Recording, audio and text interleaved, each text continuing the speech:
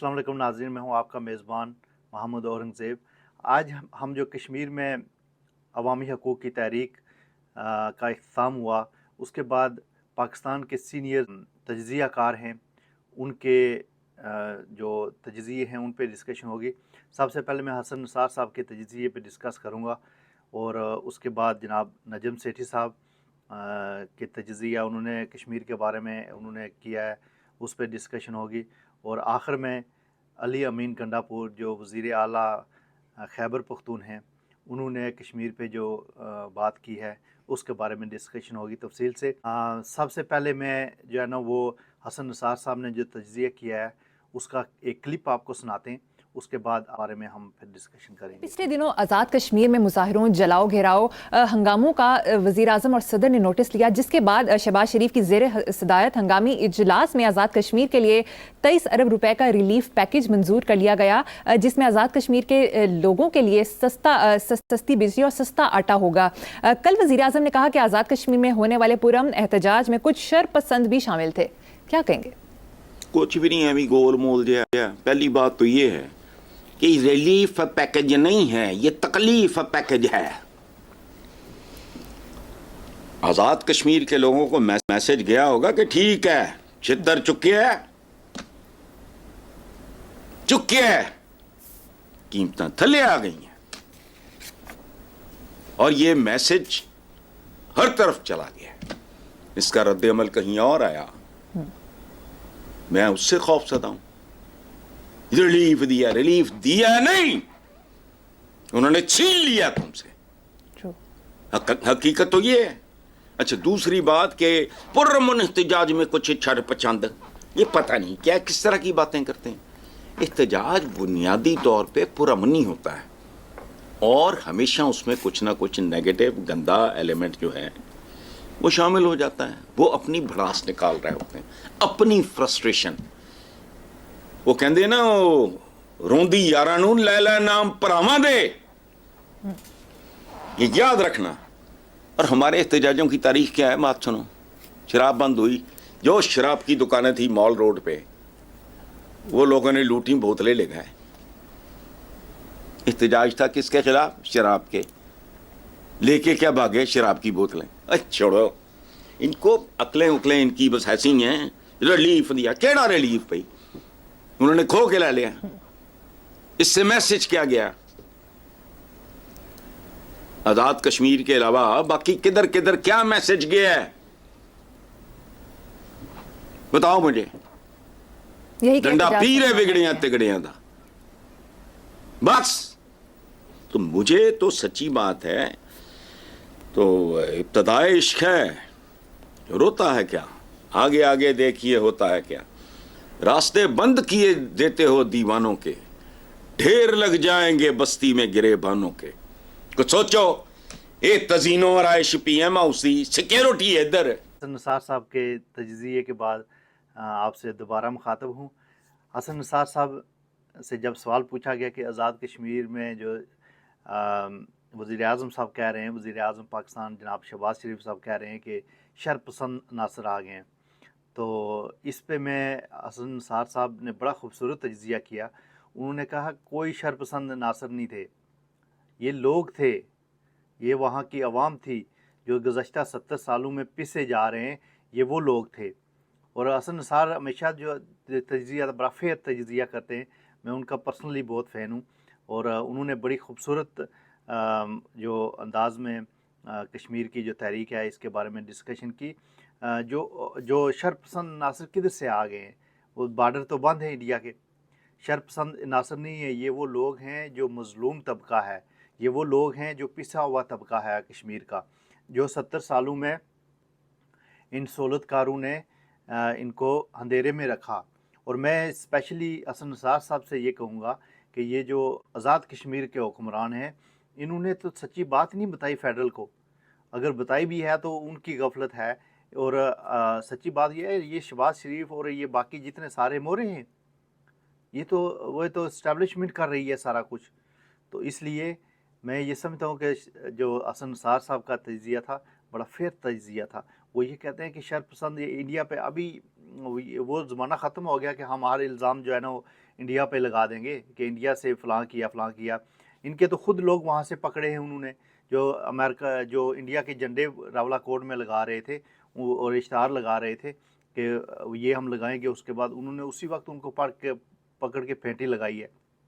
اور یہ خالصتاً تحریک جو ہے نا یہ عام لوگوں کی تھی، اس میں کوئی کسی نے فنڈنگ نہیں کی، یہ لوگ اپنی مدد آپ کے تحت نکلے ہیں. حسن نثار صاحب یہ پاکستانی قوم کو سمجھائیں، اور آپ بھی سمجھا سکتے ہیں، اور اسپیشلی آپ کا جو انداز گفتگو ہوتا ہے بڑا فیئر ہوتا ہے اور بڑا آپ کسی کو نہیں بخشتے. یہ اس پاکستانی قوم کو سمجھائیں، ان کے دماغوں میں بتائیں کہ یہ جو پالیسیاں ہیں ان کی وجہ سے یہ نفرت پھیلی ہے. اس میں کوئی انڈیا کا قصور نہیں ہے، کوئی کسی اور ملک کا قصور نہیں ہے. ہم ذرا سی بات ہوتی ہے تو وہ کہہ دیتے ہیں جی کہ انڈیا نے کر دیا، امریکہ نے یہ کر دیا. پہلے تو اپنے گھر کو سیدھا کریں، خدا کے لیے اپنے گھر کی خبر لیں. آپ کے گھر میں کیا ہو رہا ہے؟ آپ کی پالیسی کی وجہ سے آپ لوگوں کو بھیڑ بکریاں سمجھا ہوا ہے، کشمیریوں کو بھیڑ بکریوں سمجھا ہوا ہے. حسن نثار صاحب ان لوگوں کو سمجھائیں. اور حسن نثار صاحب نے ایک اور یہ بات کہی کہ کشمیریوں نے پورے پاکستان کو میسیج دے دیا ہے کہ اپنا حق کیسے لینا ہے. یہ لوگ اپنے حق کے لیے نکلے تھے اور انہوں نے حق لے کر دکھایا ہے. صرف اس میں جو ہمارے کشمیر کے سیاستدان ہیں ان پہ سو لعنت ہے، وہ عوام کے ساتھ نہیں کھڑے ہوئے. ورنہ ہر کشمیری، ہر درد دل رکھنے والا پاکستانی، ہر مظلوم پاکستانی وہ کشمیریوں کے ساتھ تھا. ایون کہ سری نگر اور جو گلگت بلتستان ہے وہاں سے لوگوں نے ان کی حمایت کی ہے. صرف یہ ہمارے نااہل، کرپٹ اور یہ لوٹے انہوں نے کشمیری عوام کا ساتھ نہیں دیا. اس کے بعد میں جناب نجم سیٹھی صاحب کا تجزیہ، میں نجم سیٹھی صاحب کا تو بظاہر اتنا فین نہیں ہوں، لیکن میں یہ سمجھتا ہوں کہ وہ صرف وہی بات کرتے ہیں جو ان کے مفاد میں ہو، اور ان کا جو اسپیشل ٹولہ ہے آپ لوگ سارے سمجھتے ہیں جو ان کے مفاد میں ہو وہی بات کرتے ہیں. پہلے ویڈیو دیکھتے ہیں کہ انہوں نے کشمیر کے لوگوں کے بارے میں اور کشمیر کے بارے میں کیا کہا، اس کے بعد پھر بات کرتے ہیں. عمران خان صاحب نے کہا وہ آرمی چیف کو کشمیر کے معاملے پہ خط لکھیں گے کہ فوج اور عوام کو آمنے سامنے نہیں ہونا چاہیے. تو اس کا مطلب ہے کہ ایک سیریس کنسرن آزاد بالکل کشمیر سیریس کنسرن ہے. میں آپ کو بتا دوں میری انفارمیشن کے مطابق جو کچھ کشمیر میں ہوا، اس کے جو فیصلے ہوئے ہیں وہاں، وہ اس میں کہنا نہیں چاہتا، جب چنگاری لگی ہوئی تھی، میں نہیں کہتا جل رہا تھا، وہ تو پھر انڈین ایجنٹس کہتے ہیں، چنگاری لگی تھی، ایک سپارک تھا. اس کا کیا مطلب ہے؟ اس کا یہ مطلب ہے کہ فیصلے کہیں اور ہوتے ہیں اور کچھ لوگوں کو تو پتہ بھی نہیں ہوتا کیا فیصلہ ہوا. ہاں، وٹ انہوں نے 18 امینڈمنٹ کا ریزن دیا کہ اس کے بعد کشمیر کے معاملات الگ ہیں، جو انہوں نے ایکسپلینیشن دی جب ان سے کہا گیا. کشمیر کے معاملات الگ وقت کوئی نہیں ہے. اچھا، Kashmir is not an autonomous thing. سارا سینٹرل گورنمنٹ اور فرینکلی اسٹیبلشمنٹ فیصلے کرتی ہے کشمیر کے بارے میں، بیکاز سب سے زیادہ سابوٹاج انڈیا کی جو ہے وہ اس علاقے میں ہے، تو وہ نیشنل سیکیورٹی کا ایشو بن جاتا ہے. اس لیے اسٹیبلشمنٹ بڑا کڑی نظر رکھتی ہے کہ وہاں کیا ہو رہا ہے، کیا نہیں ہو رہا، کس کو آنا ہے، کس کو نہیں آنا، تاکہ ہاتھ سے نہ نکل جائے، کوئی ایسی بات نہ ہو کہ کوئی سازش شروع ہو جائے وہاں ملک کے خلاف. تو مگر یہ ہے کہ اب بلوچستان میں بھی آپ کو اسی قسم کا مسئلہ آپ کو نظر آ رہا ہے. اب پہلے آپ کو فاٹا میں بھی آ رہا تھا نا، اور ابھی ختم نہیں ہوا. وہ ابھی بھی وہاں وہی نعرے لگتے ہیں جو پہلے لگتے تھے. میں تو ریپیٹ بھی نہیں کر سکتا وہ نعرے. اور اب آزاد کشمیر میں یہ بات شروع ہو گئی ہے، کل کو گلگت میں شروع ہو جائے گی، پھر کہاں جائیں گے آپ؟ تو اس لیے میں سمجھتا ہوں کہ ہمارے جو حکمران ہیں انہیں سوچنا چاہیے کہ یہ اس وقت لڑائی جھگڑے نہیں ہونے چاہیے، راستے حل نکالنے چاہیے. اور اگر اپنی ذات کو اور اپنے پروفیشنل کریئر کو قربانی دینی ہے تو دینی چاہیے ملک کے لیے. ٹھیک ہے، جو محسن نقوی صاحب کہہ رہے ہیں کہ ہمسایہ ملک کے ساتھ تعلق نکل رہا ہے اس کشیدگی کا، وہ ثبوت دکھائیں گے. تو جلد انتظار کریں گے کہ اگر واقعی چنگاری کو وہاں آگ بننے میں مدد بھارت کی طرف سے مل رہی ہے تو سب کو پتہ چلنا چاہیے یہ بات بھی. لیکن دیکھیے میں آپ کو بتاؤں عائشہ، یہ عوام کنسپیریسی تھیریز نہیں اب مانتی کہ ہر چیز میں بھارت کا ہاتھ ہے. اس میں کوئی شک نہیں ہے کہ بھارت کی پوری کوشش ہے کہ آگ لگائی جائے، مختلف علاقوں کے اندر لڑائی جھگڑے کرائے جائیں. اس میں اسٹیٹڈ پالیسی ہے ان کی، اور ایویڈنس بھی ہے کہ ٹیررزم جو ہو رہی ہے اس کے پیچھے ایک جو ہاتھ ہے وہ ان کا ہے. مگر کیا یہ جو فوری طور پہ جو ہوا ہے وہاں، یہ اس میں کوئی ڈائریکٹ انٹرونشن ہے یا کوئی را کا ہاتھ ہے؟ میں نہیں سمجھتا. دیکھیے ان کے جو 10 ڈیمانڈز ہیں، پتہ نہیں کتنے لوگوں نے پڑھے ہیں. میں نے پڑھے ہیں. اچھا، ان میں سے 3-4 تو بڑے فیئر ڈیمانڈز ہیں. 1-2 ایسے ہیں جو کہ وہ پروپیگنڈا کے طور پہ کیے جاتے ہیں اور وہ ایک پروپیگنڈا پوائنٹ بنایا جاتا ہے. جو فیئر ڈیمانڈ ہے وہ یہی ہے کہ بیکورڈ ایریا پالیسی پہلے یہی تھی کہ بیکورڈ ایریا کو سبسڈائز کیا جائے. بجلی بھی سستی ملتی تھی, آٹا بھی سستا ملتا تھا. اب IMF نے آ کے کہا یہ سب بند کریں, بیکورڈ اور نان بیکورڈ آپ کنسسٹنسی کریں. یہ اس گورنمنٹ کی مجبوری ہے, ان کو کرنا پڑ رہا ہے. انفارچونیٹلی ایک وہاں کی عادتیں پڑی ہوئی ہیں کہ ہم اسپیشل ہیں, ہم نے بڑی کوئی ہیں اور اس لیے ہمیں اسپیشل فیسلٹیز ملنی چاہیے. اور بہت سے لوگ ہیں جو سمجھتے ہیں کہ آزاد کشمیر کے لوگ دنیا میں پہنچ گئے ہیں, وہاں سے پیسے بیچتے ہیں, ہمارا بہت بڑا حق ہے, یہ ہے وہ ہے. ایسی کوئی بات نہیں ہے. پیسے آپ عدالت حکومت کے لیے نہیں بھیجتے, پیسے آپ اپنی فیملیز کے لیے بھیجتے ہیں. تو اٹس ناٹ این ایشو, آپ بھیجیں یا نہ بھیجیں, got nothing to do with your patriotism. مگر البتہ یہ ضرور ہے کہ Azad Kashmir is in the line of fire, it is on the border, it is the centre of conflict. India claim کر رہا ہے کہ یہ ہمارا حصہ ہے, آپ کلیم کر رہے ہیں کشمیر کا حصہ. تو یہ اور بہت جنگ ہوئی ہے اس کے اوپر, تو سینسٹیو تو ہے نا. تو کیا ہے 23 بلین روپیز کیا تھا؟ اگر آپ یہ نہ چھیڑتے, جو رہنے دیتے تو کیا تھا؟ تو آخر میں کرنا پڑ گیا نا. اب جب آپ نے کیا ہے تو میں ابھی ایکسپلین کیا کہ غلطیاں کی ہیں یہ ساری. تو اب بات یہ ہے کہ ایک ان کا ڈیمانڈ یہ ہے کہ جی کیونکہ پانی جو ہے وہ آزاد کشمیر سے جاتا ہے اور تو ہمیں اسپیشل ریٹس ملنے چاہیے. بجلی کیونکہ اتنے کلو واٹس یا میگا واٹس جو ڈیمز ہیں وہاں ان کے ذریعے بنتی ہے, تو اس لیے ہمیں سستی ملنی چاہیے. تو بلوچستان بھی یہ کہتا ہے سوئی گیس نکلتی ہے سوئی سے, تو پہلے ہمیں ملنی چاہیے. تو اسی طریقے کے ساتھ سندھ میں جو سوئی سدن اور سندھ میں جو گیس نکلی ہے وہ سندھی کہتے ہیں, پہلے ہمیں ملنی چاہیے. تو پھر ایسے تو رہ جائے گا نا سارا کھاتا. پنجاب سے نہیں کوئی ایسی ڈیمانڈ آتی؟ پنجاب نہ پانی پنجاب بناتا ہے, نہ گیس پنجاب سے نکلتی ہے, نہ تیل پنجاب سے نکلتا ہے, مگر ساری جو کاروبار ہے وہ پنجاب میں ہوتا ہے. اب جب ان کو یہ پتہ چلتا ہے کہ جی ہمارے علاقوں میں سے یہ ریسورسز مل رہے ہیں, تو آگے سے انہیں یہ بھی سمجھ آتی ہے کہ 70% پاکستان کی افواج پنجاب سے ہے, ٹاپ بیوروکریسی جو ہے وہ پنجاب سے ہے, تو حکمران طبقہ پنجاب سے ہے. تو یہ ساری باتیں پھر اکٹھی ہو جاتی ہیں. جب آپ ایک فیملی کے اندر رہتے ہیں تو پھر کوئی ایشو نہیں بنتا. مگر جب لڑائی جھگڑے اثاثوں کے اوپر اور پراپرٹیز کے اوپر لڑائی جھگڑے شروع ہو جاتے ہیں تو پھر لوگ رشتہ داریاں نہیں دیکھتے. اسی طریقے اسی لیے سیسیشنسٹ موومنٹس بھی بنتے ہیں اور نئے بریک اپس بھی ہوتی ہیں ملکوں کی. بالکل ٹھیک. تو میں یہ سمجھتا ہوں کہ ہمارا ruling establishment Punjabi ruling elite تو سوچنا چاہیے ان کو. جی ناظرین, آپ نے نجم سیٹھی کا کلپ سنا. نجم سیٹھی صاحب اس میں سب سے پہلے وہ فرما رہے ہیں جی کہ عمران خان کی طرف سے اس آزاد کشمیر میں ہونے والے واقعے کی مذمت کی ہے. یہ بڑا اچھا سائن ہے کہ عمران خان نے تو کشمیر کے بارے میں ہمیشہ جو ہے نا اچھی بات کی ہے. کام کا تو مجھے پتہ نہیں ہے, لیکن ہمیشہ انہوں نے کشمیر کے لیے اپنی آواز میں درد دکھایا ہے. نجم سیٹھی صاحب فرما رہے تھے جی جو چنگاری آزاد کشمیر میں لگی ہے یہ اچانک نہیں لگی. نجم سیٹھی صاحب آپ کہہ رہے ہیں کہ اچانک وہ جو چنگاری ہے جو بھڑک اٹھی ہے وہ اچانک نہیں, یہ گزشتہ 1.5 سال سے حکومت آزاد کشمیر اور ایکشن کمیٹی ہے, عوامی حقوق کی موومنٹ ہے, ان کے درمیان معاہدے ہو رہے تھے اور حکومت کیا کرتی تھی ایکسیپٹ کر لیتی تھی لیکن عمل درآمد نہیں ہوتا تھا. تو اس لیے 1.5 سال کے بعد یہ عوام سڑکوں پہ نکلی ہے. نجم سیٹھی صاحب آپ کو شاید کشمیریوں کی تاریخ کا نہیں پتہ. کشمیر اس وقت بھی کشمیر تھا جب پاکستان اور انڈیا کا نشان نہیں تھا. کشمیر ایک انڈیپینڈنٹ ریاست تھی, آپ نے تسلیم کرنا پڑے گا. تو دوسرا یہ کہ وہ یہ کہہ رہے ہیں جی کہ اسٹیبلشمنٹ سب کچھ کرتی ہے, ان کے حکومتوں کو تو پتہ نہیں ہے, اس میں کوئی شک نہیں ہے. یہ نجم سیٹھی صاحب نے بالکل سچ کہا ہے کہ وہاں پہ آزاد کشمیر کے جتنے جو معاملات ہیں یہ جیو سیمری اور اسٹیبلشمنٹ وہی اس کو کرتی ہے.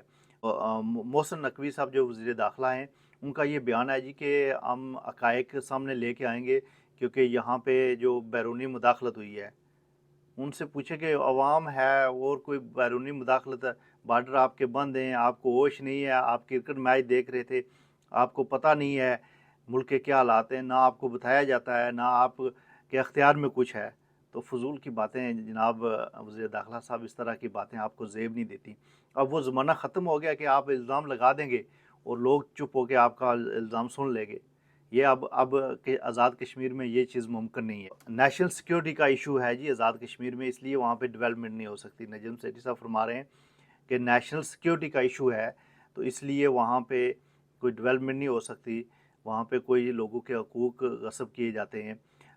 نجم سیٹھی صاحب کی کریکشن کر دوں کہ یہ پاکستان کا حصہ نہ تھا, نہ ہے, اور نہ کبھی ہوگا. یہ انڈیپینڈنٹ ریاست تھی پہلے, اور انڈیا اور پاکستان نے اس پہ قبضہ کیا ہے. سب سے پہلے پاکستان نے قبضہ کیا ہے, اس کے بعد انڈیا نے بھی قبضہ کیا ہے. اور یہ دونوں ملکوں کے ملی بھگت سے جو کچھ آج ہو رہا ہے, یہ ہو رہا ہے. آپ کے انڈیا والے دشمن نہیں ہیں, آپ نے کشمیریوں کو بیوقوف بنایا ہوا ہے. یہ جو کشمیری جو 53 کے کشمیری جو مظفر آباد میں بیٹھے ہوئے ہیں آپ کے سہولت کار, یہ لوگ آپ کو سچ نہیں بتاتے کہ وہاں کی ریالٹی کیا ہے, لوگ کیا وہاں پہ چاہتے ہیں. اور یونائٹڈ نیشن کا یہی فیصلہ ہے کہ آزاد کشمیر اور جو مقبوضہ کشمیر ہے, گلگت بلتستان ہے, اس کو ایک لوگوں کی رائے سے, لوگوں کی جو لوگ فیصلہ کریں گے اس کے مطابق اس کا فیصلہ ہوگا. یہ آپ کا حصہ نہیں ہے, آپ کا صوبہ نہیں ہے, اور نہ ہم اس طرح کے کشمیری کوئی بھی فیصلہ ہمارے لیے قابل قبول ہے. تو اس لیے اس طرح کی یہ باتیں کرنا جی کہ وہ اپنے حقوق مانگ رہے ہیں, تو وہ کل وہ کچھ اور مانگیں گے. وہ کشمیریوں کا حق ہے, وہ اپنا حق مانگ رہے ہیں. اور نجم سیٹھی صاحب, آپ کے والدین کی قبریں ڈیمو میں نہیں دفن ہوئی, آپ کے جو پیارے ہیں وہ ان پہ پانی نہیں چڑھا, اس لیے آپ کو پتہ نہیں ہے. اور یہ جو آپ کے اسٹیبلشمنٹ, آپ کہتے ہیں نا اسٹیبلشمنٹ, اور پنجاب کے جو بیوروکریٹس ہیں, یہ اسی پانی پہ پلتے ہیں. اور آپ نے 75 سالوں میں کون سی ریالٹی دی ہے؟ جب ڈیم بنا تھا تو آپ نے میرپور کے لوگوں کے لیے مفت بجلی کا اعلان کیا تھا, تو لوگوں نے اپنی جو آباء و اجداد کی قبریں وہاں پہ پانی میں آ گئی تھی, تو ان کو اس کا کچھ بھی نہیں ملا ان کو. تو اس لیے آپ اپنا ریکارڈ درست کریں کہ کشمیریوں نے قربانیاں دی ہیں. آپ کالا باغ ڈیم نہیں بنا سکے کیونکہ لوگ آپ اپنے آباء و اجداد کی قبریں پانی میں نہیں دینا چاہتے. تو خدا کے لیے کشمیریوں کے ساتھ اس طرح کا مذاق نہ کیا جائے. اور اسپیشلی جو اوورسیز کے بارے میں آپ نے بات کی ہے, اوورسیز کشمیری آپ کے ملک کا سرمایہ ہیں, آپ کو بیچتے ہیں تو آپ کھاتے ہیں. یہ بات بالکل ہرگز نہ کہیں کہ یہ کون سا اپنے رشتہ داروں کو بیچتے ہیں. نجم سیٹھی صاحب, آپ تو بڑے سینئر صحافی ہیں, تجزیہ کار ہیں, آپ کو تو یہ باتیں زیب نہیں دیتی کہ کشمیری اوورسیز, کشمیری اور پاکستانی, جو پاکستان اور کشمیر کا جو سارے معاملات ہیں وہ اوورسیز کی وجہ سے چلتے ہیں. یہ اوورسیز ریڑھ کی ہڈی کی حیثیت رکھتے ہیں. آپ کی اکانومی میں آپ کے جتنے معاملات ہیں اس میں اگر یہ نہ ہوں تو آپ کو کوئی پوچھنے والا بھی نہ ہو. تو اس لیے اپنا ریکارڈ درست کریں. اوورسیز کشمیری, اوورسیز پاکستانی جو مظلوم طبقہ ہے وہ اس ملک کی ریڑھ کی ہڈی ہے, لہٰذا ان کے ساتھ اس طرح کا مذاق نہ کیا جائے. کہ جو اوورسیز کشمیری, اوورسیز پاکستانی ہیں, انہوں نے ہمیشہ اپنے ملک کے لیے, اپنے قوم کے لیے اور اس پاکستان کے لیے قربانیاں دی ہیں. ہم نے تو, کشمیریوں نے تو ہر بار قربانیاں دی ہیں. تو اس لیے اس طرح کی باتیں کرنا بڑا غیر مناسب ہے. آپ ایک تاریخ کا بھی مطالعہ کریں, اور کشمیر کے کسی جو انڈیپینڈنٹ جو لوگ ہیں ان سے تجزیہ لے کے, ان سے بات کر کے پھر آپ اس طرح کے پروگرام میں بات کیا کریں. بہت شکریہ جی. اس کے بعد میں جناب علی امین گنڈا پور جو وزیر اعلیٰ خیبر پختون ہیں, انہوں نے جو سپیچ کی ہے اسمبلی میں, خیبر پختون کی اسمبلی میں, اس کے بارے میں میں ڈسکشن کروں گا. اس میں انہوں نے کشمیریوں کا ذکر کیا, اس لیے پہلے ان کا کلپ سنیں تو اس کے بعد پھر بات کرتے ہیں. باقی آپ کا زور بھی ہم نے دیکھ لیا ہے. کشمیر میں ایک دن میں آپ کی ہوا نکل گئی ہے, ایک دن میں. اور آپ کو پتہ ہے کہ میں جب منسٹر تھا کشمیر افیئرز کا تو ہر کشمیری مجھے کیا کہتا تھا کہ ہم پشتونوں کی اس لیے عزت کرتے ہیں کہ پشتونوں نے ہمارے ساتھ کشمیر کی آزادی کی جنگ لڑی ہے. جن کی آزادی میں ہمیں جنگیں لڑی ہیں, تم تو ان کے سامنے ہماری ہوا نکل گئی ہے. اگر ہم آ گئے تمہارا کیا حال ہوگا سوچو. جن کی آزادی میں ہم نے جنگ لڑی وہاں جا کر آج بھی شکریہ ادا کرتے ہیں, انہوں نے تمہاری ہوا نکال دی ہے. تو پھر جی ناظرین, آپ نے خیبر پختون کے وزیر اعلیٰ علی امین گنڈا پور کی جو اسمبلی میں سپیچ تھی اس میں کشمیر کا ذکر تھا. वो सुनी है। मौसूफ फरमा रहे हैं जनाब कि एक दिन में कश्मीरियों ने आपकी हवा निकाल दी है।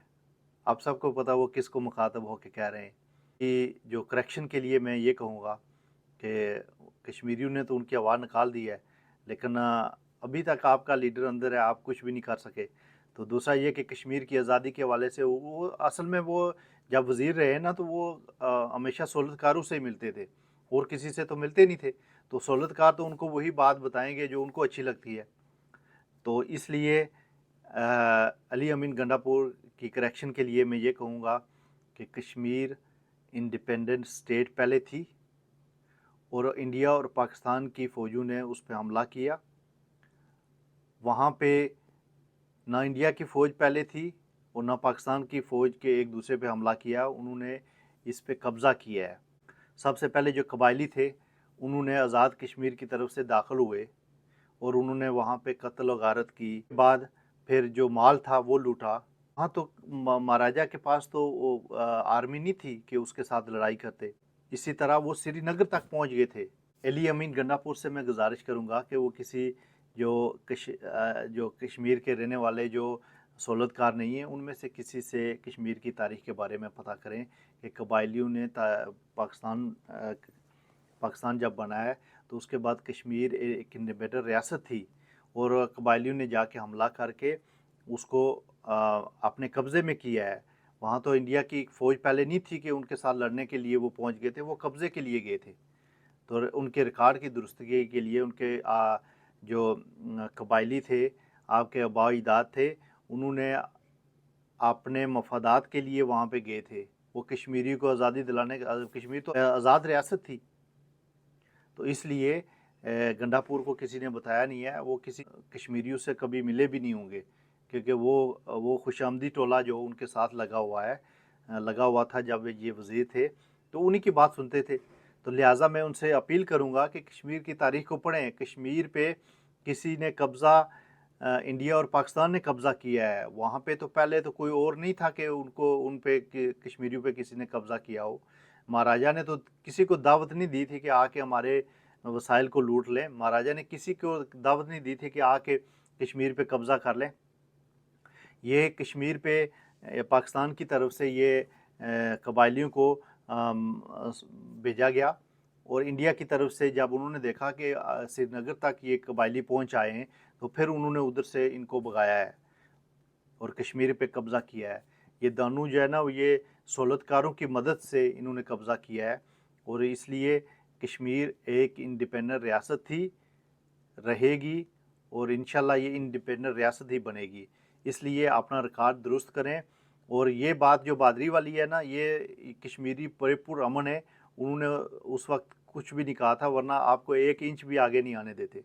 तो इसलिए इंडिया और पाकिस्तान दोनों के लिए मेरा पैगाम है, उनके जो स्टैब्लिशमेंट के अदारे हैं इंडिया और पाकिस्तान के और जो हुकूमतें हैं उनसे मेरी अपील है कि कश्मीर के मामले पे सिंसियर हो जाएं, वरना कश्मीरियों के हाथ आपके गिरबानों में होंगे। और ये अवामी तहरीक इस बात का सबूत है कि कश्मीरी खुददार कौम है और खुददारी जो कश्मीरियों के खून में बसी हुई है किसी सूरत में भी पीछे नहीं हटेंगे। मैं जो कश्मीर के गयूर अवाम है, जो एक्शन कमेटी अवामी हकूक़ की जो तंजीमें हैं, राज तहसीन उनको पेश करता हूँ कि उन्होंने बड़ी बहादुरी से कश्मीरियों के हकूक़ का ख्याल रखा और इंशाल्लाह वो इसी तरह काबिज़ मुल्क के ख़िलाफ़ इंशाल्लाह बरसरे पेकार रहेंगे। कश्मीरी एक ज़िंदा कौम है, ज़िंदा कौम रहेंगे और कश्मीर की आज़ादी तक ये जदोजहद भी जारी रहेगी। इसलिए अली अमीन गंडापुर से मैं ये गुजारिश करूँगा कि वह अपने रिकॉर्ड की दुरुस्ती के लिए किसी अच्छे कश्मीरियों के साथ मुलाकात करें, कश्मीर के बारे में मौक़िफ़ है वो दुरुस्त करें। नाज़रीन, मैं कश्मीरियों से एक रिक्वेस्ट करूँगा कि अपने हकूक़ के लिए उठें, अपने हक़ के लिए इन जो चोरों और लुटेरों और करप्ट माफिया से अपनी जान छुड़ाएँ। यही एक मौका है कि आप कश्मीरियों के हकूक़ के लिए, आज़ादी के लिए उठ सकते हैं। मैं सबसे रिक्वेस्ट करूँगा जी कि इस वीडियो को लाइक करें और दूसरा ये है कि इस पे कमेंट्स करें, अपनी अपनी कश्मीरी जो है ना वो राय दें, क्योंकि ये मीडिया का दौर है और इसमें आप अपनी राय दे के उन जो गलत चीज़ों को फैलाया जाता है उनके बारे में आप बात कर सकते हैं। ये आप इन लोगों को जवाब देते। हर कश्मीरी का फ़र्ज़ है कि ऐसे कश्मीर के बारे में गलत बातें करते हैं ان کا جواب دیا جائے. ان کا منہ توڑ جواب نہیں دیں گے تو ان کو عقل نہیں آئے گی. بہت شکریہ. Thank you.